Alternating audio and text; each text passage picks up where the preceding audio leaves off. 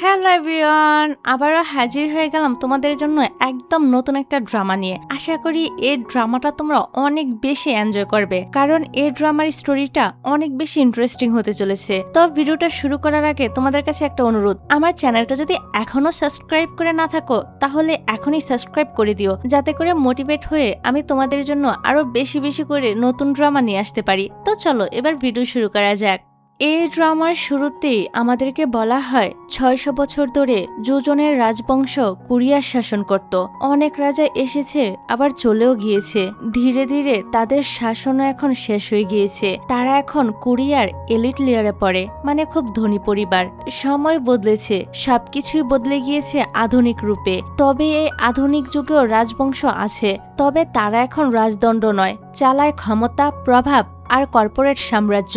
সাথে তাল মিলিয়ে রাজা তার পরিবারের জন্য একটি রয়্যাল স্কুল প্রতিষ্ঠিত করেছে, যেখানে ছেলেমেয়েরা লেখাপড়া করবে। তবে সেখানে শুধুমাত্র ধনী পরিবারের সন্তানরাই পড়াশোনা করতে পারবে। তারপর আমাদেরকে দেখানো হয় রয়্যাল একাডেমি নামের একটি স্কুল। ২০০৯ সালের স্পিনিং পরীক্ষার রেজাল্ট এসেছে, সবাই তাদের র্যাঙ্কিং দেখতে এসেছে। সেখানে আমরা সং নামের একটা ছেলেকে দেখতে পাই। সে এক লয়াল ফ্যামিলির সদস্য। সে তাড়াতাড়ি এসে ক্লাসের র্যাঙ্কিং বোর্ডটা চেক করছিল। সেখানে সং দেখতে পায় সে দ্বিতীয় হয়েছে, আর প্রথম হয়েছে হিজু নামের একটা মেয়ে। এই দেখে সং এর তো অনেকটা রাগ হচ্ছিল। তখনই এন্ট্রি হয় আমাদের গল্পের নায়িকা হিজুর। হিজু এসেই সংকে টিটকারি মেরে বলতে থাকে, তুই তো বলেছিলি এবার আমাকে হারাবি, কিন্তু তুই তো এবারও আমাকে হারাতে পারলি না, আবারও দ্বিতীয় হলি। সং বলে, আসলে তুই আমাকে দেখে ভয় পাচ্ছিলি, ভাবছিলি আমি তোর জিতটা কেড়ে নিব, তাই তো এত বেশি পরিশ্রম করেছিলি। হিজু হাসতে হাসতে বলে, মনে হয় তোর কাছে প্রশ্নগুলো একটু বেশি কঠিন মনে হয়েছে। এখন হেরেছিস সেটা মেনে নিলেই হয়, এত বেশি কথা কেন বলছিস? প্রতিবারই এরকম বড় বড় কথা বলিস, কিন্তু ঠিকই হেরে যাস। এসব শুনে তো সং তাকে ব্যক্তিগতভাবে আক্রমণ করে আর বলে, তুই নিজের জায়গাটা ভুলে যাস না, তুই আমাদের মতো রয়্যাল ফ্যামিলি থেকে বিলং করিস না, তাই নিজের সীমার মধ্যে থাক। হিজুও কম না, তাচ্ছিল্য সুরে বলে, আরে রয়্যাল ফ্যামিলির ছেলে, নিজের মুখ এবার বন্ধ কর, নয়তো একদিন আমার হাতে মার খাবি। এই বলে সে তার শার্টটা ঠিক করে বলে, ইউনিফর্মটাও তো ঠিকভাবে পরে আসিসনি। এই বলে হিজু চলে যায়। পরের সিনে আমরা হিজুকে প্রিন্সিপালের অফিস রুমে দেখতে পাই, কারণ ওকে প্রিন্সিপাল ডেকেছিল। এখানে প্রিন্সিপাল প্রথমে হিজুর অনেক প্রশংসা করে, তারপর হিজুকে জিজ্ঞাসা করে, তোমার তো জানাই আছে রাজা সাহেব এই স্কুলটা কেন বেছে নিয়েছিলেন? হিজু বলে, হ্যাঁ, যাতে সবাই সমান সুযোগ পেয়ে থাকে। কথার মাঝেই তাকে থামিয়ে দিয়ে প্রিন্সিপাল বলতে থাকে, এটা তো আমরা সবাই জানি এটা কে আবিষ্কার করেছে। তিনি আরো বলে, রাজাদের যুগে জন সিং, যদিও সে কোনো ভালো মহিলার ছেলে ছিল না, তবু সে অনেক বেশি বুদ্ধিমান ছিল, আর সেই এই কাপটা বানিয়েছে। এই বলে প্রিন্সিপাল তো হিজুকে এই কাপটা গিফট করে দেয়। আসলে প্রিন্সিপাল হিজুকে ইঙ্গিত করে এই কথাগুলো বলেছিল। তো কেন প্রিন্সিপাল হিজুকে এরকম হিন্টস দিয়ে কথা বলেছে সেটা আমরা একটু পরেই জানতে পারবো। তো কাপটা হাতে নিয়ে হিজু অনেকটা রেগে বাইরে বের হয়ে আসে, আর যাওয়ার পথে সে কাপটা ফেলে দিয়ে সেখান থেকে চলে যায়। এখান থেকে সিনটা বর্তমান সময়ে চলে আসে। এখন আমরা হিজুকে একজন সফল বিজনেস ওম্যান এবং ক্যাসেল বিউটি নামক একটি কসমেটিক্স ব্র্যান্ডের সিইও হিসেবে দেখতে পাই। সে অত্যন্ত উচ্চবিলাসী এবং বুদ্ধিমতী, কিন্তু তার একটি বড় পরিচয় হলো সে একজন প্রভাবশালী ধর্নাঢ্য পরিবারের অবৈধ সন্তান। সমাজে সম্পদ থাকলেও আভিজাত্যের অভাব সে সবসময় অনুভব করে। এখানে সে কোম্পানির ডিরেক্টরদের সাথে মিটিং করছিল, সেখানে সে সবাইকে গালাগালি দেয়, কারণ তাদের সেল তাদের প্রতিদ্বন্দ্বীদের থেকে একটু কমে গিয়েছিল।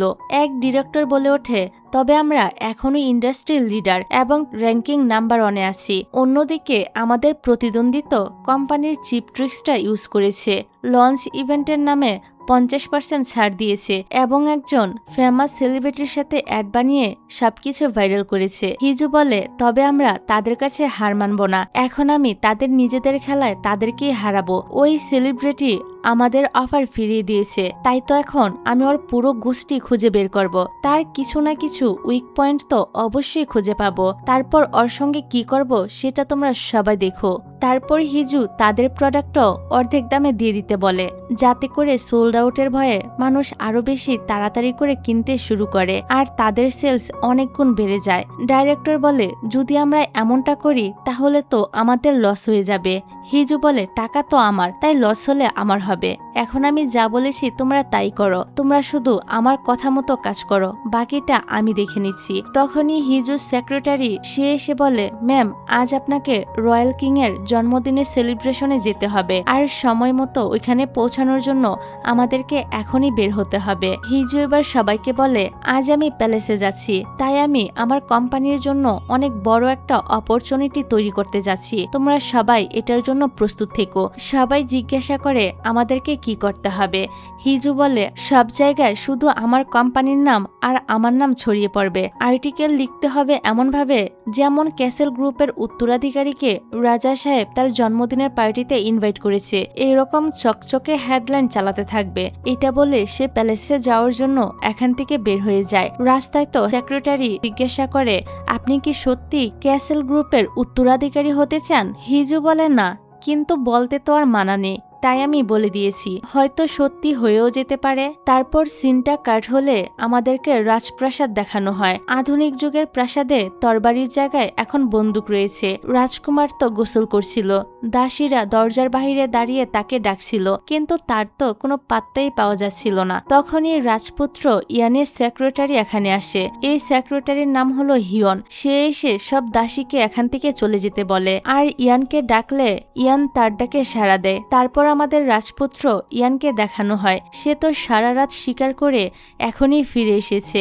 সেক্রেটারি ইয়ানকে জিজ্ঞাসা করে, আপনি কি রাজা সাহেবের জন্মদিনের জন্য কোনো গিফট এনেছেন? ইয়ান তো তার দিকে বন্দুক তাক করে বলে, সকাল থেকে আমি শুধু রক্তই দেখেছি, ওইটার ব্যাপারে ভাবার তো সময়ই পাইনি, তাই এখন আমাকে একটু বিশ্রাম নিতে দাও। সেক্রেটারি বলে, আপনি এমনটা করতে পারবেন না, কারণ আপনাকে রাজা সাহেবের জন্মদিন সেলিব্রেশন করতে হবে, আর আজকের দিনে শিকারে না গেলেই তো এতক্ষণে আপনি প্যালেসে পৌঁছে যেতে পারতেন। তাছাড়া আপনাকে দেখে তো মনে হচ্ছে আপনি এখনো প্রস্তুতি হননি, তাই প্লিজ তাড়াতাড়ি তৈরি হয়ে নিন, আমাদেরকে প্যালেসের জন্য বের হতে হবে। এখান থেকে আমরা প্যালেসের সিন দেখতে পাই, যেখানে সব রাজার পরিবার এবং সব অতিথিরা ট্রেডিশনাল আর ফর্মাল ড্রেস পরে এসেছিল। তখনই সুন্দর একটি লাল গাড়ি করে আমাদের নায়িকার এন্ট্রি হয়। হিজু তো এই গাড়ি থেকে অনেকটা অ্যাটিটিউড নিয়ে বের হয়ে আসে, এমনকি হিজু তো কোনো ট্রেডিশনাল ড্রেস না পরে সুন্দর দেখে লাল টকটকে একটা আধুনিক ড্রেস পরে হাজির হয়, যা দেখে সবার নজর তো তার উপরে আটকে যায়, কারণ এখানে সবাই ফর্মাল আর ট্রেডিশনাল ড্রেস পরে এসেছিল, শুধু হিজুকে সবার থেকে আলাদা মনে হচ্ছিল। ফলে সাথে সাথেই তো সে সবার অ্যাটেনশনে চলে আসে, সবাই তার দিকে দৌড়ে আসে আর ছবি এবং ভিডিও করতে থাকে। সাথে সাথে সে ভাইরাল হয়ে যায়। রিপোর্টাররা বলতে থাকে, হিজু তো সত্যি লাল ড্রেস পরে চলে এসেছে, তবে প্যালেসে রাজা ছাড়া আর কেউই লাল ড্রেস পরতে পারে না। হিজু বলে সে সবার থেকে আলাদা, এই বলে সে তো একটা ফ্রাইকিস দিয়ে সেখান থেকে চলে যায়। অন্যদিকে তার টিম তো পুরোদমে তার ছবিগুলো ভাইরাল হেড নিউজ দিয়ে পাবলিক করতে শুরু করে। হিজুর ভিডিওর ছবি সব জায়গাতে এমনভাবে ভাইরাল হয় যে তার কোম্পানির প্রোডাক্টগুলো সাথে সাথেই সোল্ড আউট হয়ে যায়। তারপর আমরা প্রাসাদের ভিতরের সিন দেখতে পাই, যেখানে সবাই কারো না কারোর সাথে ছিল, শুধু হিজুই একা একা দাঁড়িয়ে ড্রিঙ্কস করছিল। তখনই হিজুর পিছনে থাকা তিনজন মহিলা তার সম্পর্কে অনেক আজেবাজে কথা বলতে থাকে, যে এই মেয়েটা তো ক্যাসেল গ্রুপের দ্বিতীয় মেয়ে। আরেক মহিলা বলে, এই মেয়ে তো চেয়ারম্যানের অবৈধ মেয়ে, যার কথা 10 বছর পর্যন্ত কেউ জানতই না, তাই বলাই যায় এই মেয়েটি আসলে চেয়ারম্যানের অবৈধ মেয়ে। এই মেয়ের ড্রেসিং সেন্স দেখেই বোঝা যায় এই মেয়ে যে কোন জায়গা থেকে বিলং করে।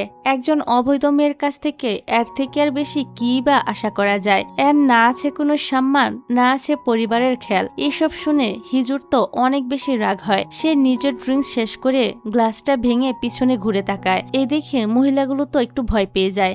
তখনই হিজু হেসে তাদেরকে চিয়ার্স বলে। এই দেখে তিনজন মহিলাই সেখান থেকে কেটে পড়ে। তখনই হিজুর সৎ ভাই তেজু এসে হিজুকে একটু টিস করে বলে, তোমার কোম্পানির সেলস তো অনেক বেশি কমে গিয়েছে। হিজু বলে, তুমি নিজের কোম্পানির চিন্তা করো আর আমরা সামনে থেকে সরে যাও। সৎ ভাই বলে, আমি তোমার বড় ভাই, একটু সম্মান তো করতেই পারো। মানুষগুলো একদম ঠিক কথাই বলেছে, তোমার আদব কায়দা কিছুই নেই। হিজু বলে, তুমি সম্মানশীল হলেই হবে, আর কোম্পানি সেলসের কথা যদি বলি, তোমার মতো সস্তা চাল চালানোর আমার কোনো দরকার নেই। নিজের ক্ষতি করে কোম্পানির সেল বাড়ানোর মতো মেয়ে আমি না। তাছাড়া আমার কোম্পানি আজও শীর্ষেই আছে, যেখানে তুমি কখনই পৌঁছাতে পারবে না। সৎ ভাই বলে, তুমি যা কিছুই করো না কেন নিজের পরিচয় তো আর লুকাতে পারবে না, তাই কোম্পানির সিইও হলেও তুমি কিন্তু অবৈধ সন্তান থেকেই যাবে। হিজু তখন অনেকটা রেগে তার সৎ ভাইয়ের টাইটা অনেকটা টাইট করে বলে, তুমি অনেক বেশি বকবক করছো। তখনই প্রাসাদের এক লেডি সবাইকে ভিতরে যাওয়ার জন্য ডাকতে থাকে। সবাই টেবিলে এসে বসে পড়ে, তবে খাবার খাওয়া শুরু করতে পারে না, কারণ তখনও সেখানে প্রিন্স ইয়ান আসেনি। তবে সবার সামনে রাজা বসেছিল, যার বয়স ছিল মাত্র 8 বছর। এই পিচ্ছি ছেলেই ছিল এখানে রাজা। তার পাশেই বসেছিল এর রাজার মা, মানে রানীমা। আর রাজার বাম পাশের সিংহাসনটা খালি ছিল, যেখানে ইয়ান এসে বসবে। আর ইয়ান হলো একজন লিঙ্কিং, যার অর্থ হচ্ছে রাজ্যের দেখাশোনা করা। রাজা যেহেতু এখন অনেকটাই ছোট, তাই রাজার পক্ষ থেকে গ্র্যান্ড প্রিন্স ইয়ানই সব কাজের দেখাশোনা করে। আর সম্পর্কে ইয়ান এই ছোট্ট রাজার কাকা হয়। রাজা ছিল ইয়ানের বড় ভাইয়ের ছেলে, আর এ রাজার মা হলো ইয়ানের ভাবি। তো কিছুক্ষণ অপেক্ষা করার পর ইয়ান তো শিকারের ড্রেস পরে সেখানে গ্র্যান্ড একটা এন্ট্রি মারে। ইয়ানকে দেখে রানীমায়ের মুখ যেন কিছুটা অন্যরকম হয়ে যায়। ইয়ানকে দেখে সবাই উঠে দাঁড়ায়। ইয়ানকে আসতে দেখে ছোট্ট রাজাও অনেক বেশি খুশি হয়ে যায়। তবে রানীমা তো ইয়ানকে জিজ্ঞাসা করে সে এই জন্মদিনের অনুষ্ঠানে শিকারের পোশাক পরে কেন এসেছে। ইয়ান বলে, কারণ এ পোশাকটা রাজা আমাকে নিজে উপহার দিয়েছে। আপনারা কি এ পোশাকটা পছন্দ করেননি? পিচ্ছি রাজা বলে ওঠে, চাচু, তোমাকে এটাতে অনেক বেশি সুন্দর দেখাচ্ছে। রানীমা বলে, তবু তুমি ইভেন্টের কথা ভেবে সে অনুযায়ী পোশাক পরে আসলে বেশি ভালো হতো। এবার ইয়ান সবাইকে খাওয়া দাওয়া করতে বলে। তবে খাওয়ার সময় হিজু তো শুধুমাত্র ইয়ানকেই দেখে যাচ্ছিল। খাওয়া দাওয়া শেষ করে সবাই বাইরে এসে সেলিব্রেশন শুরু করে দেয়। কোরিয়াতে আজকে রাতভর রাজার জন্মদিন উদযাপন করা হবে। এসব দেখে রাজা নিজেও অনেক বেশি খুশি ছিল। রাজা তো তার জন্মদিন উপলক্ষে আজকে কিছু উইশ করে, আর সেগুলো লিখতে থাকে, যেখানে সে তার মায়ের সুস্থতা কামনা করছিল, চাচা ইয়ানের সুস্থতা কামনা করছিল এবং পুরো জনগণের জন্য সুখের কামনা করছিল। এদিকে হিজু লেকের কাছে এসে ফায়ারওয়ার্কস দেখছিল। তখনই তার সামনে ইয়ান আসে। ইয়ানকে দেখে হিজু আবারও ইয়ানের দিকে অপলক দৃষ্টিতে তাকিয়ে থাকে। তারপর এক মন্ত্রী হিজুকে দেখে তার সাথে কথা বলতে আসে। এখানে মন্ত্রী হিজুর অনেক বেশি প্রশংসা করে, কারণ হিজুর নেতৃত্বে তাদের কোম্পানি অনেক বেশি এগিয়ে যাচ্ছে। সাথে তিনি আরো জিজ্ঞাসা করে, তুমি এই ড্রেসটা এখানে ইচ্ছে করেই পরে এসেছো তাই না? কারণ তুমি জানো প্যালেসে লাল রং পরা নিষেধ। হিজু বলে, এত কিছু তো আমি জানি না, তবে আমি কি কোনো আইন ভঙ্গ করেছি? মন্ত্রী বলে, একটু সাবধানে থেকো, তা না হলে কিন্তু ঝামেলায় পড়তে পারো। একটু পর দেখা যায় ইয়ানের কাছে একজন এসে জিজ্ঞাসা করছে, তুমি এখানে একা কি করছো? কাউকে কিছু না বলে এখানে কেন চলে এসেছো? ইয়ান মজা করে বলে, তুমি কি আমাকে নিয়ে ভয় পাচ্ছ যে কেউ আমাকে মেরে ফেলবে? বলে, না, আমি তো চিন্তা করছি আপনার সেক্রেটারিকে নিয়ে, সে তো আপনাকে নিয়ে সারাক্ষণই চিন্তা করতে থাকে। ইয়ান তখন হঠাৎ করে জিজ্ঞাসা করে বসে, তুমি কখন বিয়ে করছো? সে বলে, হঠাৎ করে বিয়ের কথা কোথা থেকে এলো? আর আমাকে বিয়ে করিয়ে এখান থেকে কি তাড়িয়ে দেওয়ার প্ল্যান করছো নাকি? ইয়ান বলে, আরে না, বরং উল্টোটা হবে, তোমার বিয়ে নয়, বরং আমার বিয়ের কথা বলছি। ভাবি তো প্রতিদিনই আমার বিয়ের জন্য আলাদা আলাদা মেয়ের প্রস্তাব পাঠাচ্ছে। এইসব দেখে মনে হয়েছে খুব তাড়াতাড়ি আমার বিয়ে হয়ে যাবে। তাই প্রাইম মিনিস্টার হিসেবে তোমাকেই তো সব দায়িত্ব পালন করতে হবে, কারণ 8 বছর বয়সের রাজা সাহেব তো আর নিজের সবকিছুর সিদ্ধান্ত নিতে পারবে না। তাই এখনো পর্যন্ত আমি যে সব কাজ করি সে সবকিছু তোমাকেই সামলাতে হবে। লোকটি বলে, আমি একাই সব কিছু করতে পারবো না। ইয়ান বলে, তাহলে আমার ভাবিকে থামাও, তুমি তোমার পাওয়ার ব্যবহার করো। রয়্যাল ফ্যামিলির নিয়ম অনুযায়ী রয়্যাল বিয়ের জন্য রয়্যাল ক্যাবিনেটের অনুমতি লাগে, তাই ভাবি যখন আমার বিয়ের প্রস্তাব নিয়ে যাবে তখন তুমি তোমার পাওয়ার ব্যবহার করে সবাইকে মানা করে দিবে। এটা বলে সে চলে যায়। অন্যদিকে হিজু তো নেটওয়ার্ক খুঁজতে খুঁজতে একটি রেস্ট্রিকশন জায়গায় চলে আসে। আসলে এখানে নেটওয়ার্ক ছিল না, কারণ প্যালেসের আশেপাশে সব এলাকায় পুরোপুরি নেটওয়ার্ক থেকে বিচ্ছিন্ন ছিল। তখনই ইয়ান সেখানে এসে জিজ্ঞাসা করে, তুমি কে আর এখানে কিভাবে আসলে? হিজু মাথা নিচু করে তাকে সম্মান জানায় আর ক্ষমা চেয়ে বলে, আমি পথ ভুলে এখানে চলে এসেছি। ইয়ান তখন আবারও জিজ্ঞাসা করে, তোমার নাম কি? প্যালেসের সাথে তোমার আসলে সম্পর্ক কি? হিজু তার নাম বলে যে আমার নাম হিজু, সাথে এটাও বলে তার প্যালেসের সাথে কোনো সম্পর্কই নেই। তখনই ইয়ান তার কিছুটা কাছে এসে বলে, প্যালেসে তো শুধুমাত্র তারাই আসতে পারে যাদের কিনা রয়্যাল ফ্যামিলির সাথে কোনো সম্পর্ক রয়েছে। হিজু তো ভয়ে মাথা নিচু করে নেয়। ইয়ান বলে, আমি 3 পর্যন্ত গণব, এর ভিতরে যদি তুমি এখান থেকে চলে যেতে পারো তাহলে আমি ভুলে যাব যে তুমি এখানে এসেছিলে। এই শুনে হিজু তো একটু এক্সাইটেড হয়ে পড়ে। ইয়ান একটু কাছে এসে বলে, আমি আমার জুনিয়রের জন্য এইটুকু তো করতেই পারি। এ বলে সে গুনতে শুরু করে, কিন্তু 3 গন্তেই প্যালেসের দিক থেকে অনেক বড় একটা বিস্ফোরণের শব্দ আসে। এই শব্দ শুনে ইয়ান তো সবাইকে সাবধানে চলে যেতে বলে আর নিজে প্যালেসের দিকে আসতে থাকে। ভিতরের সবাই দৌড়াদৌড়ি শুরু করে। ইয়ানের তো এই বিস্ফোরণ দেখে 3 বছরের আগের একটা ঘটনা মনে পড়ে যায়। তখনও এরকম একটা বিস্ফোরণে তার বড় ভাই মানে আগের রাজাকে হারিয়েছে, যার কারণে ইয়ান তো অনেক বেশি ভয় পেয়ে গিয়েছে আর এখন সে ছোট্ট রাজাকে খুঁজতে শুরু করে। ঠিক ওই সময় পিছন থেকে ইয়ানের ভাবি এখানে আসে আর কেউ কিছু বুঝে ওঠার আগেই ইয়ানের গালে তিনি সজোরে একটা থাপ্পড় দিয়ে বসে। ইয়ান সহ উপস্থিত থাকা সবাই তো একদম হতভম্ব হয়ে যায়। রানী বলে, তুমি কি আরেকটা রাজাকে হারাতে চাও? তখনই পিছন থেকে পিচ্ছি রাজা মহারানীকে মা বলে ডাকে। ইয়ান তো এখানে কোনো প্রতিবাদ না করে শুধু চুপচাপ তাকিয়ে থাকে। মিন তার সহকারীকে আদেশ দেয় ভিতরের এ খবর যেন সাংবাদিকরা জানতে না পারে। এদিকে হিজু বেরিয়ে আসে, তার সহকারী দোহা তার দিকে এগিয়ে আসে আর বলে, কি হয়েছে?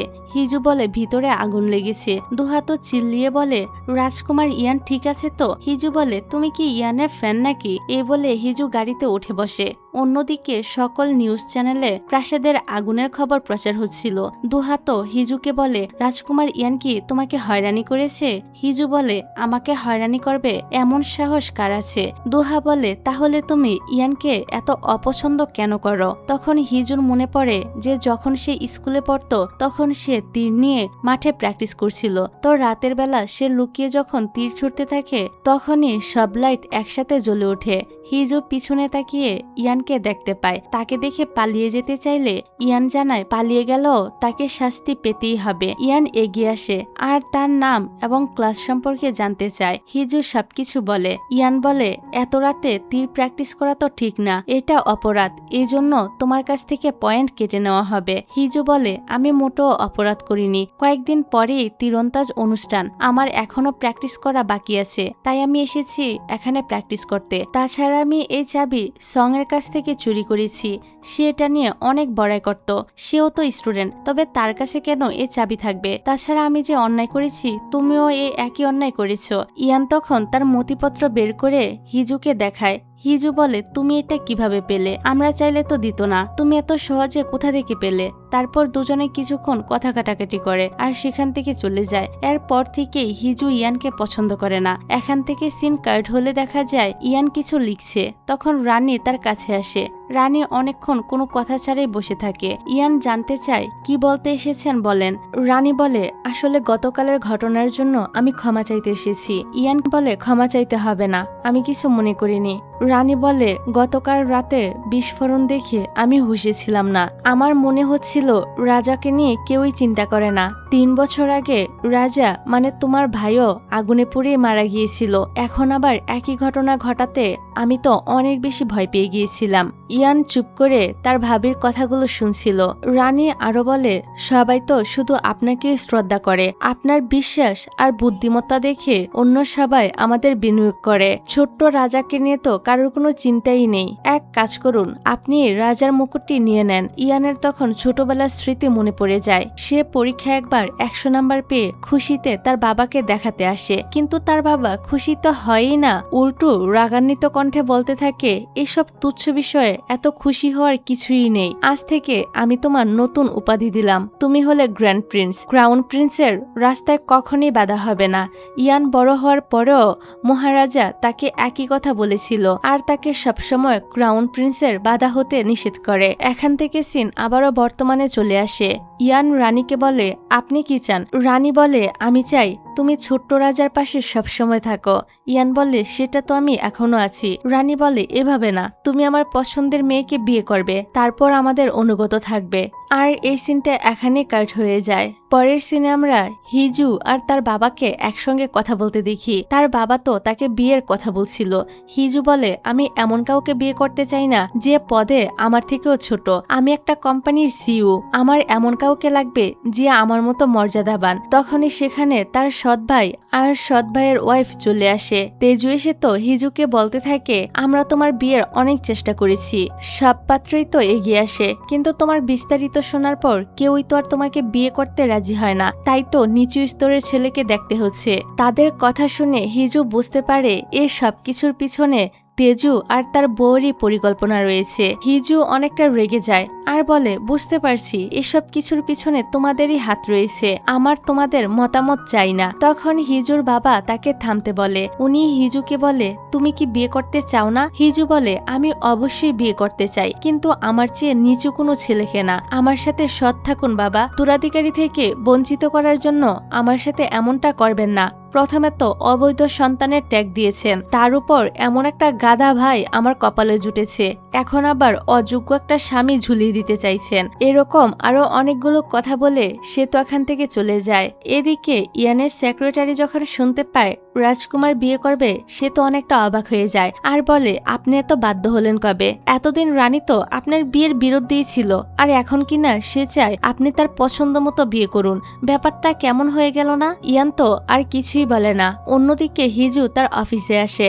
সে বাড়িতে সবার সাথে রাগারাগি করার ফলে অফিসে এসেও সব কর্মীদের সাথে রাগ দেখাতে থাকে। তখনই তার অ্যাসিস্ট্যান্ট দোহা হিজুকে এক ধরনের চা দেয় আর নিজেকে শান্ত হতে বলে এবং ব্যক্তিগত সম্পর্ক কর্মক্ষেত্রে না আনার পরামর্শ দেয়। এখান থেকে সিনটা প্রাসাদে চলে আসে। ইয়ান তো প্রাসাদ ছেড়ে চলে যাচ্ছে। উনি তো জানতে চায় ইয়ান কোথায় যাচ্ছে। ইয়ান জানায় সে তার নিজের বাসায় ফিরে যাচ্ছে। ইনপিয়ং জানায় যদি উনি চলে যায় তাহলে প্রাসাদ পাহারা দিবে কে?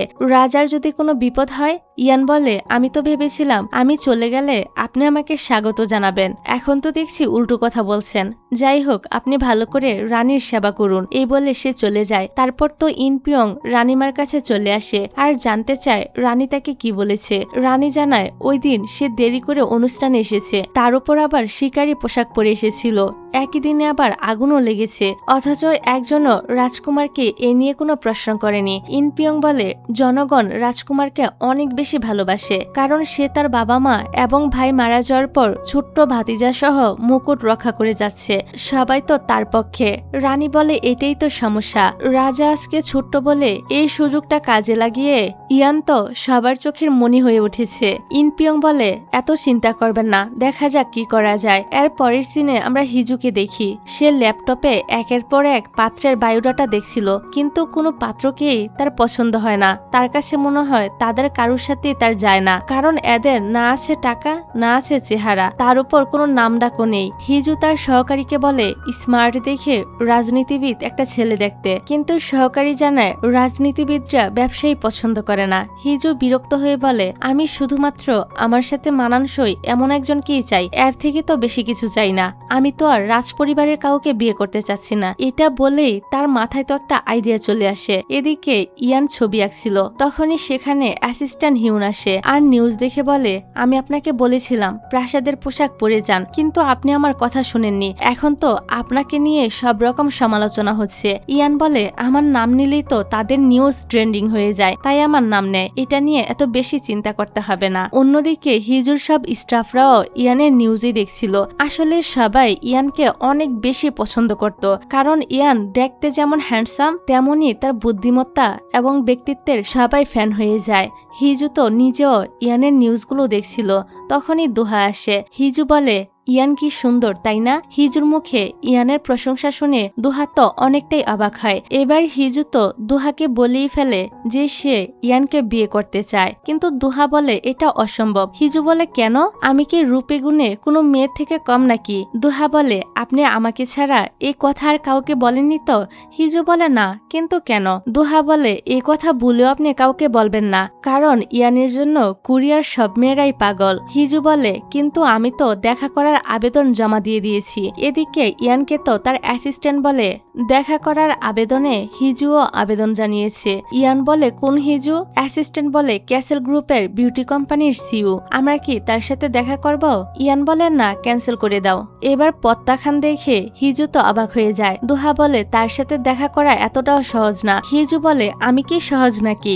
আমিও তো অনেক ব্যস্ত একজন মানুষ। দুহা বলে আপনি তো দেখা করার কোনো কারণই লিখেননি, তাহলে প্রিন্স কেন আপনার সঙ্গে দেখা করবে? এদিকে ইয়ানও কম না, সে কোনোভাবেই হিজুর সঙ্গে দেখা করতে রাজি হয় না। আর হিজুও তার কাছে বারবার আবেদন জমা দিতেই থাকে। এভাবে যে কতবার আবেদন আর প্রত্যাখ্যান হয়েছে তার তো কোনো হিসাবই নেই। পরে হিজু বিরক্ত হয়ে যায়। তবে তার মনে পড়ে ইয়ান তাকে সেদিন রাজপ্রাসাদে জুনিয়র বলে ডেকেছিল। এই কারণে সে এবার জুনিয়র বলে নিজেকে পরিচয় দিয়ে একটা আবেদন করে। অ্যাসিস্ট্যান্ট যখন ইয়ানকে বলে এবার জুনিয়র নামে আবেদন এসেছে, এটা শুনে তো ইয়ান একটা হাসি দেয়। অ্যাসিস্ট্যান্ট বলে এবার কি প্রত্যাখ্যান করব? ইয়ান বলে না, এবার রাজি হয়ে যাও। অ্যাসিস্ট্যান্ট বলে কিন্তু কেন? ইয়ান বলে আমি আমার জুনিয়রকে কিভাবে না করি। এবার আবেদন গ্রহণ করা হয়েছে দেখে হিজু তো অনেক বেশি খুশি হয়ে যায়। তারপর সে যথাসময়ে রাজকুমারের বাসভবনে চলে আসে। এই খবর আবার রানীর কাছেও চলে যায়, কারণ রাজকুমারের বাসভবনে তার গুপ্তচর ছিল। পরের সিনে আমরা ইয়ান আর হিজুকে মুখোমুখি বসে থাকতে দেখি। ইয়ান বলে তোমাকে কি নামে ডাকবো?